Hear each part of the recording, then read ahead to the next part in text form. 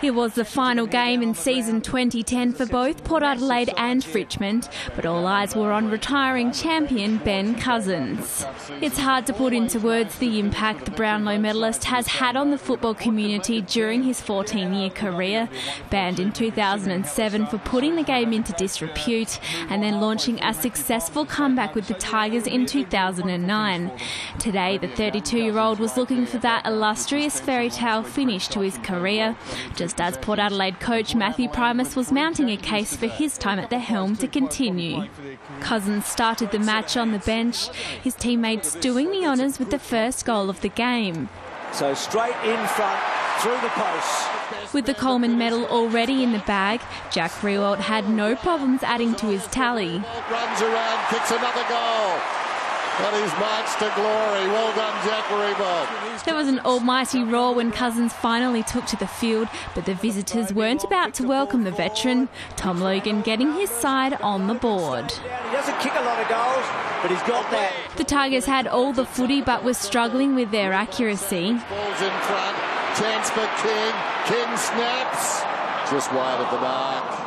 Port Adelaide finally finding their feet and finishing strongly. Scores were level heading into the second term before Daniel Stewart contributed his second. She struck it well, beautiful kick straight over the umpire's hat. And that's when the party began to end for Richmond. Dean Brogan kicking the Power's fifth consecutive goal. Right there you go, won't make the distance, straight through the middle. Only a couple of metres in it. The Tigers were playing lazy football. Dylan Grimes furious at himself for giving away a 50-metre penalty.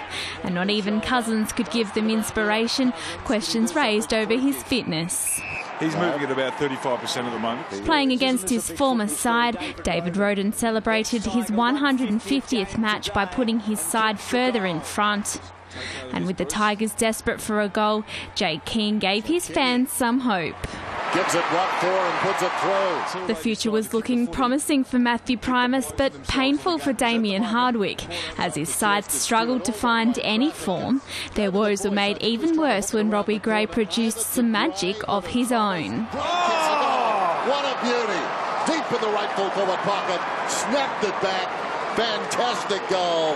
Tom Logan rubbed salt into the wounds of the Tigers when he delivered number 2 for the match. Through it goes. Port Adelaide with their most productive quarter of the season and enjoying a 53-point lead into the main break. The Power have lost 5 of their past 6 matches at Etihad Stadium, but today it seemed they would end that hoodoo. I tell you what, that is spectacular. The toothless Tigers showing a rare bit of teamwork to get their 4th goal of the match. King, well, he'll kick a goal, a badly needed one. A brain snap from Port Adelaide's Michael Pettigrew giving Richmond supporters even more to cheer about. So White kicks the goal. It seemed the Tigers were starting to turn the tables. First Trent Cotchin found the middle of the sticks and then Matt White joined in the celebrations. Made it, 50 metres out, looking, go Kane! Unbelievable goal! With the boys from Punt Road on fire, Robin Nahas contributed to the action, reducing the margin to 29 points. Well, does he? You betcha! What a goal! Now it was Matthew Primus's turn to feel the heat, Richmond outscoring Port Adelaide 6 goals to 2 in the third term.